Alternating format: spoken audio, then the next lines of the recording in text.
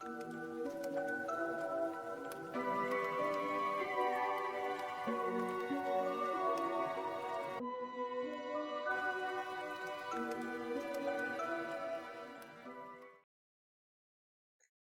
hello, lovelies, and welcome to the Creeping Undergrowth. I'm Nemo, and today we have the 4th episode. I can count, yes. And I am exhausted. And I'm actually going to talk a bit about that today. I've been thinking a good bit about it, really tempted to go back to bed and just sleep. And I'm sure a lot of you feel the same way. Oh, hi, Lyra. Hey, Itchy. I have a cat sitting next to my keyboard / in front of it. So she might be a little bit of focus today. But before we get started on everything, especially because I know that I need it, if you would like to follow along with some breathing that I enjoy doing, it's just a little thing. I know when people hear breathing exercises, it very often sounds overused or overtired. In this case, I am going to, if you'd like, you're going to take a deep breath in, and you're going to hold it for a moment. And then when you exhale, you're going to relax your shoulders. And then, oh, wait. And I'm getting yawn apparently. Now you're going to take another deep breath in. Through the nose. Lyra, leave my mic be. Hold it for a moment. And then when you exhale, relax your shoulders and your neck. Just kind of let yourself fall a little. And then one more time, you're going to breathe in through the nose and hold it. And then you're going to exhale and you're going to relax your jaw. This is something I use just as a quick exercise.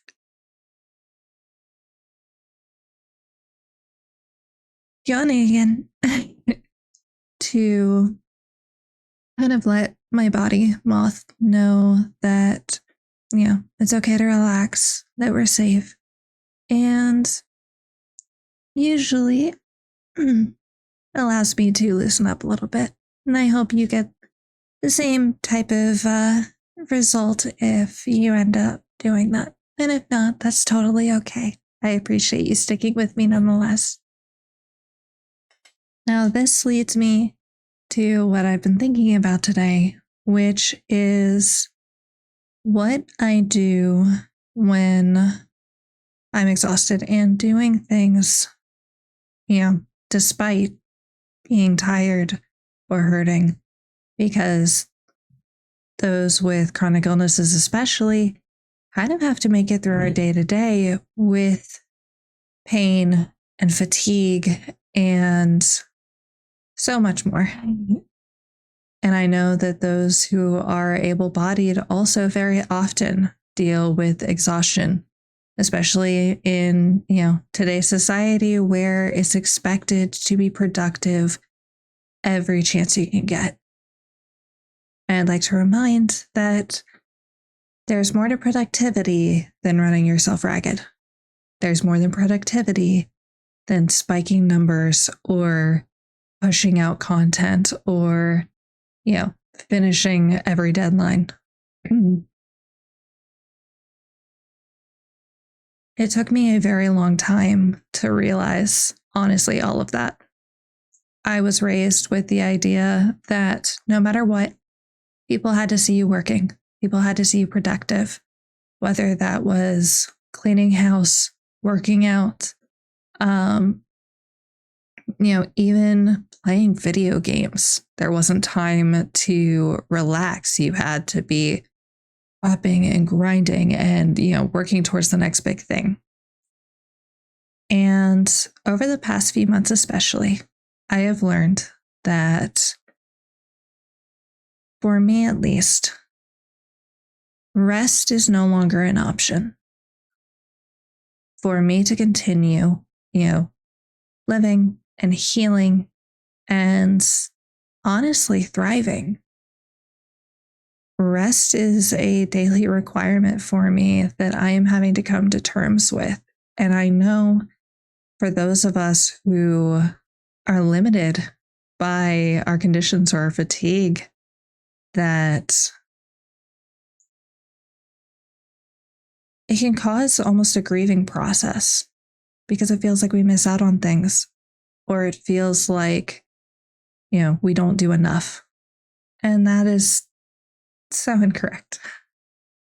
There are things, of course, that we miss out on, but it doesn't detract from our worth or where our productivity can be moved and where our focuses can change. Now, I don't have a whole lot of, advice or tools in the way of, how to get above it all and how to beat the system. Since, as far as I know, that's not really how it works. But I can personally encourage that being kind to yourself and allowing yourself moments to rest are so very important. And I know that you all will hear me repeat this time and time and time again. It's a regular reminder that I think we all need. Whether you are able-bodied or disabled or, mentally ill or really anything,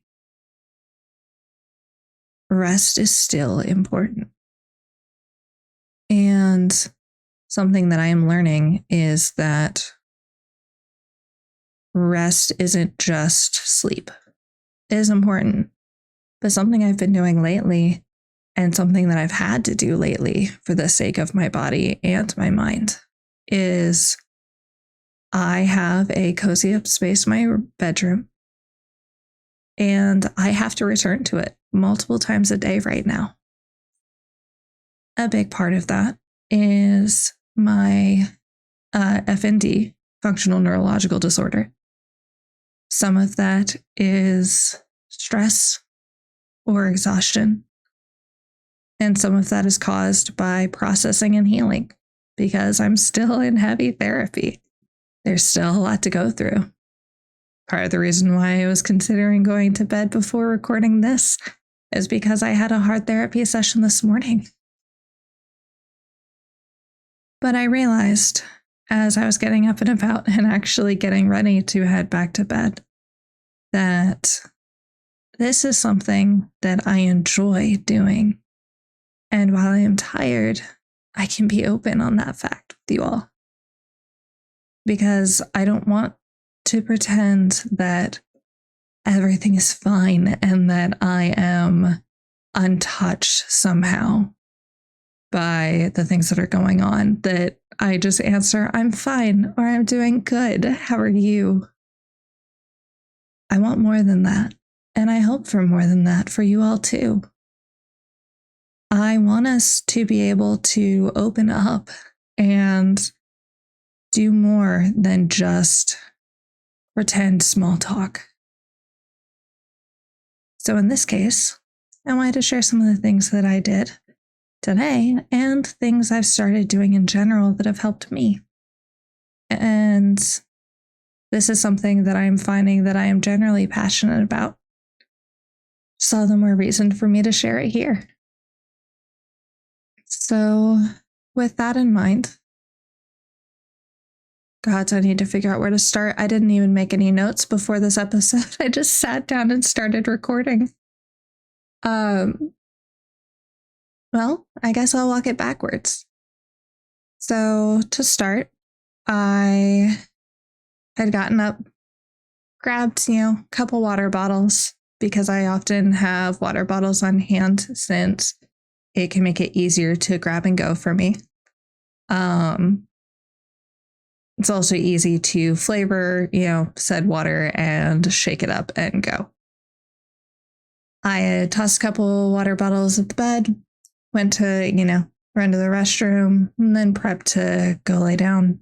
And something that I've started doing is, if I am able at the time, usually when I get up and about, whether that's to grab food, run to the bathroom, refill drinks, even just to stretch, I've started looking around and asking myself, what is one thing that I can do while I'm here? Because I personally struggle with large tasks. I can't stand for very long. And I also tend to get, dizzy pretty easily, and bending over and standing back up will drop me if I do it too much. Not that I really listen to that anyway, but that's a side note. So,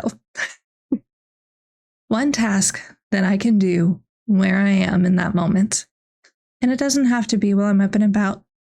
It can be while I'm sitting in bed. It can be while I'm sitting at my desk. And sometimes that's, let me go grab a trash bag real quick and I can clean up some trash. Or I'm getting up and heading to go grab food. Why don't I take this dish with me? Little things that both brain and body agree with in the moment. And that does mean that sometimes I can do bigger tasks in the moment, like let me vacuum this real quick, because I have a small standing wireless vacuum. And gods, I love that thing. I was stubborn for a very long time because I wasn't sure how well I would get along with one. And I really wish I'd gotten one years ago. I would definitely recommend them. But sometimes I can get up and I can vacuum, or I can, load up a couple dishes. Other times it means that I can take a bottle or two to the recycling bin, and that's all, I can manage that moment. And that's okay. I celebrate them just the same, and I encourage you to do so as well. Whether you do a small task, like getting up and stretching, or a big, task, like cleaning out your car. Like there's such a massive range for these, and there's so many different ways that things can be broken down. So that's something I've started doing. It's just, what is one thing I can do while I'm here? Honestly, most often that hits when after I hit the bathroom, and I tend to look around there, or on the way back from whatever I was doing. Oh, more yawning. Now, sometimes that is too much. Even just, what is one thing I can do? Like, before recording this, I had thought about that and asked myself, what is one thing I can do? And I thought about it, and I thought about it, and I considered it some more as I walked through the house. And I realized that the idea of doing any of the tasks that came across my mind, picking up trash, putting up a bit of groceries, like doing dishes, all of that was too much for me in the moment. I was far too exhausted. Currently, I'm still recovering from a very busy weekend where I had multiple hours of driving on Saturday. And then I had another busy day on Sunday. And then I had my period start on Monday. So it's been a long couple days that I haven't recovered from yet. Not to say that they were bad, just that there was a lot. So that meant for me that I wasn't up for that one task. So what I did instead was I grabbed myself a snack, and I took a moment. Hi, cats, please don't fight. I took a moment to stretch for myself, because instead I considered, what is something that'll help me feel better right now? And for me, very often, that is movement or some kind of stretching to get moth loosened up. I sit at my desk a lot and I tend to sit cross-legged. And because I tend to sit cross-legged, so much of the time, my legs very often either need stretched out or moved around, that kind of thing. Oh, excuse me. I don't do that nearly often enough. So that's what I did. I stretched my legs a little bit. I did an overhead stretch where I held onto the back of a chair and bent over and stretched. And honestly, that stretch helps me immensely in my day-to-day, especially with back pain or neck and shoulder pain. So I can recommend that. You just put your hands on the back of a chair and you step back until you can bend over and essentially your arms are straight. Obviously, or not obviously, but of course, don't do this, until it hurts. Just do it as much as you can feel a little bit of a stretch. And occasionally I'll, wiggle my hips back and forth or my shoulders, and it can help loosen my back out even further. So, with all of that, one task that you can do where you're at, and if you're unable to do that, what is one thing you can do for yourself? Both those things have helped me a lot lately, and they've helped me celebrate my days more, and they've helped me celebrate myself more and be kind to myself. There was another thought I had that I was going to talk about during this, but I'm blanking on what it was.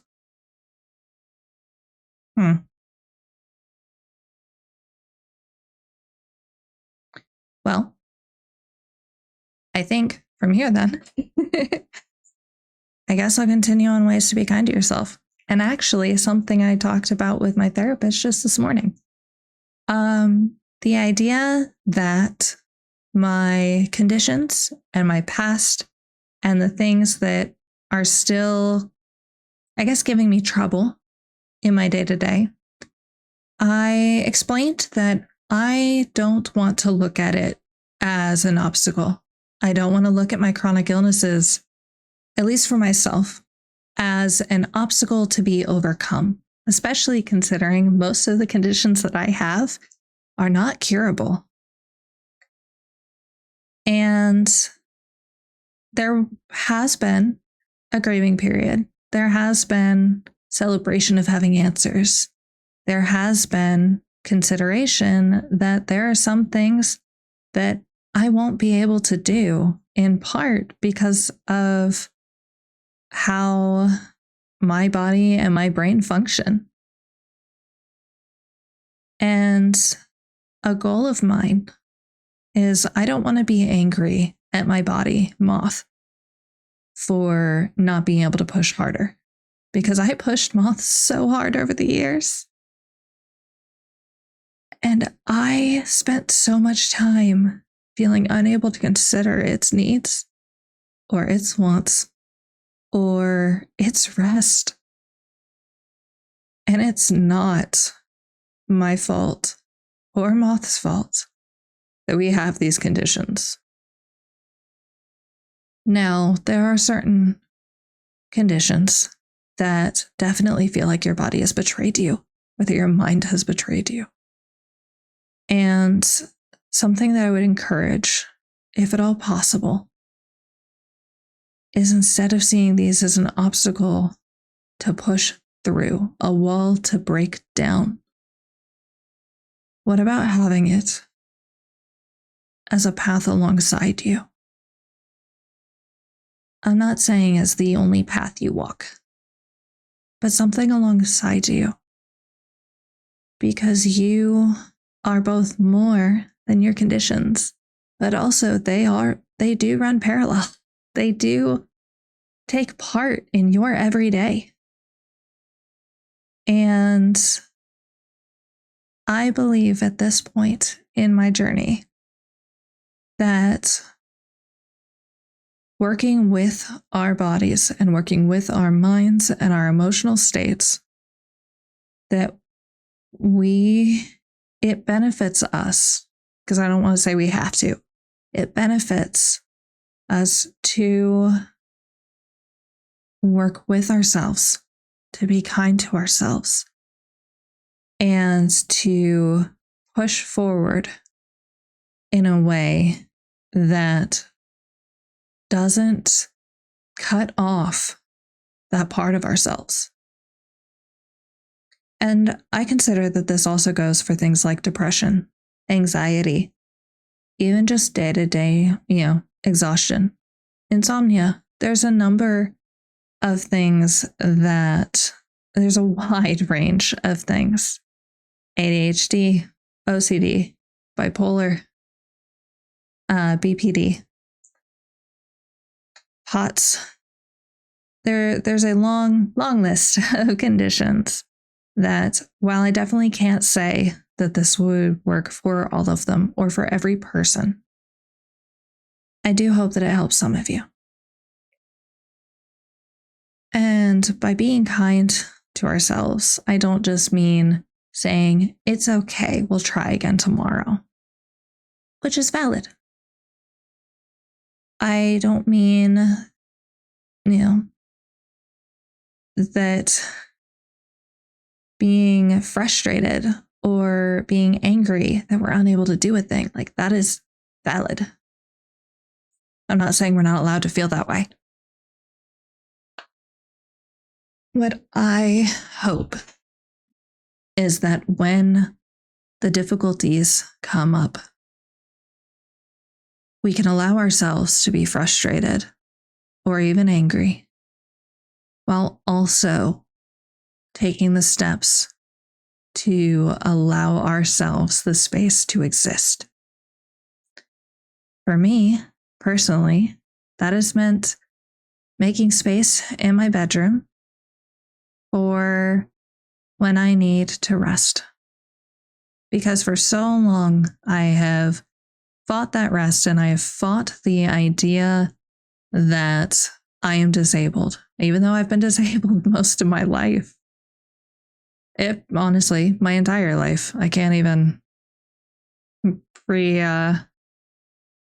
pre-surgery, my birth defect kept me from a lot of things. We just didn't know what it was.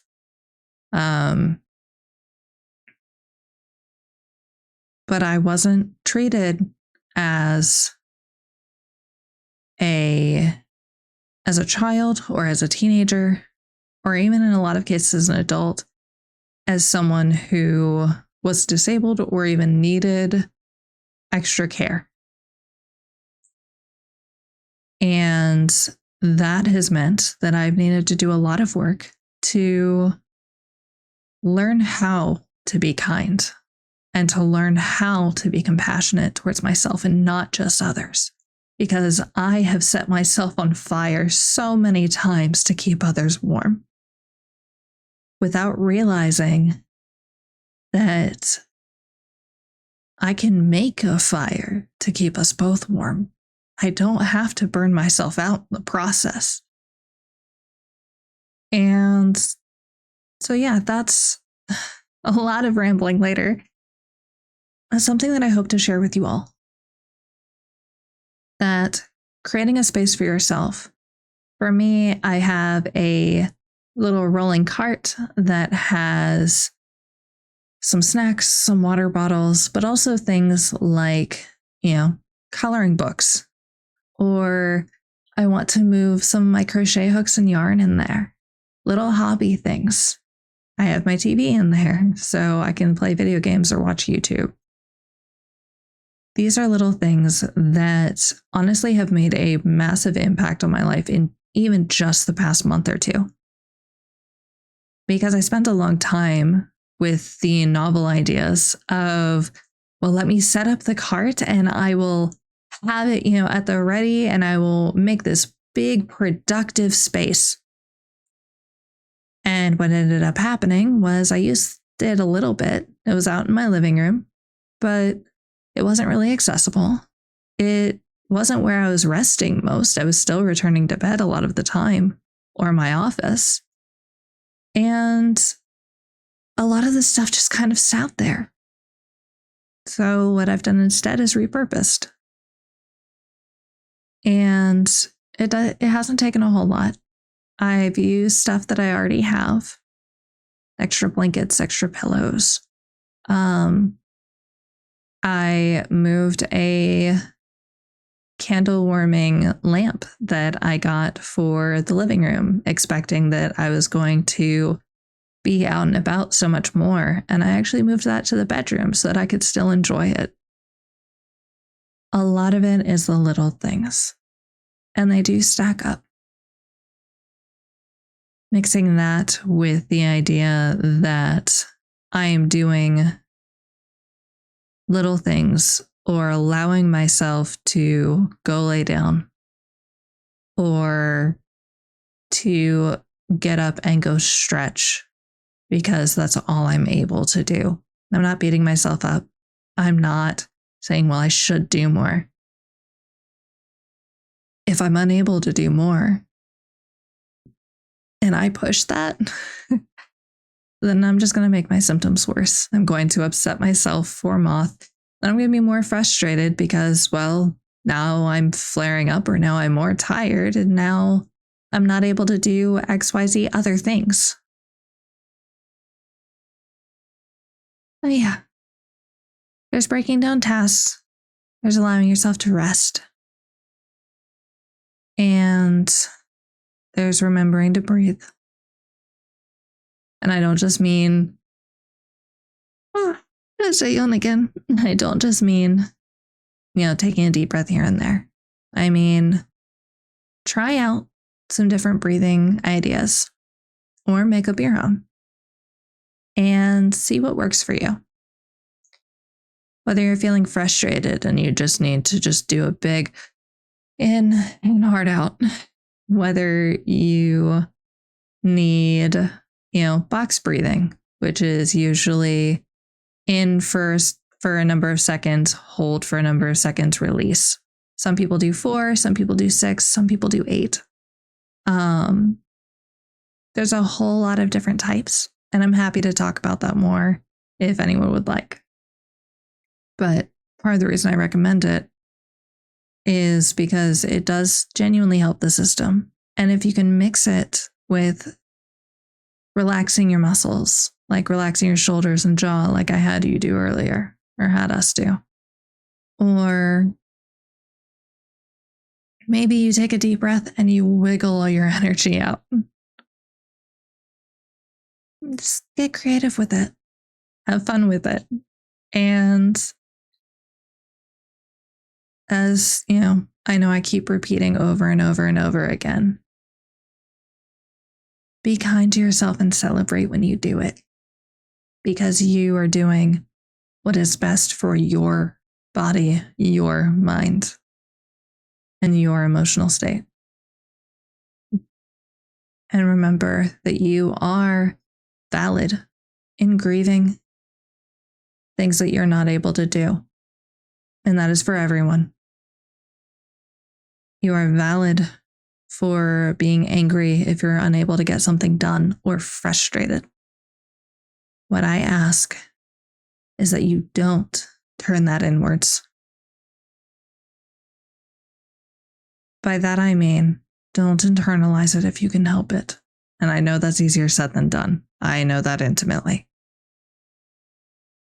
But when you are frustrated that you are unable to finish a task, for example, don't beat yourself up or say that you're too weak or that you're stupid or that any of those self-loathing thoughts of why can't I? Or why don't you? Why are you like this? Because I absolutely believe that far too many of us wonder this in the most negative light. Far too often. And I would like to see more people turn those negative feelings and thoughts towards kindness. You can be frustrated that you were unable to finish a task. Acknowledge why. Were you too exhausted? Was pain too high? Did you just run out of time? Okay. You can acknowledge those moments. You can acknowledge those things. And then be kind to yourself. I understand why I couldn't finish folding the laundry today because my pain got to be too much. That's okay. We've done what we can. And I will do more when I'm able to later. Or I'm frustrated that I wasn't able to stream, yesterday because I really enjoy streaming. And I'm sad because while I know that my friends are wonderful and supportive and kind, I still feel bad when I have to cancel. But I'm not going to beat myself up for that because rest was important and still is. And I'm recovering, and that's okay. I hope that gave a couple examples for you to move forward with and to look at and maybe use for yourself. No matter where you stand, no matter where you come from or what you are doing, breaking tasks down can be so helpful. Taking breaks to do little things for yourself can be so helpful. And reminding yourself that it is valid to feel negative or to feel angry or to feel frustrated or sad about the inability or the struggle to do something. That you and your body still deserve grace and kindness in that moment. Both can coexist. So, it's a lot of me rambling, as usual, and I appreciate all of you so very much. I may or may not record another episode after this. We'll find out. But in the meantime, remember to breathe. Remember that you are loved. And I am so very glad you exist. And I will see you. I almost forgot. There is a form in the description below. I'm so sleepy. There's a form in the description below. Ask Plant Mother anything. It's a Google form. It's anonymous.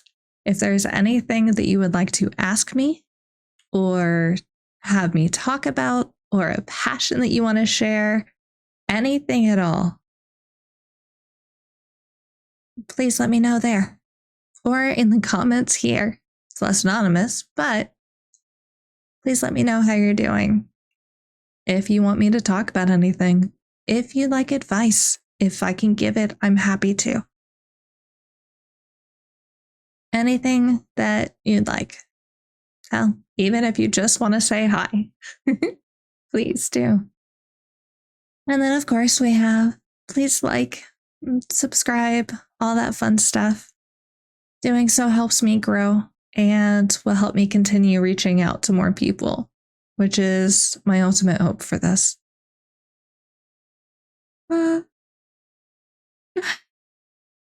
And with that, I hope you all have a wonderful day.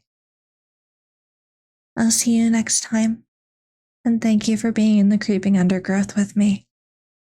Bye, lovelies.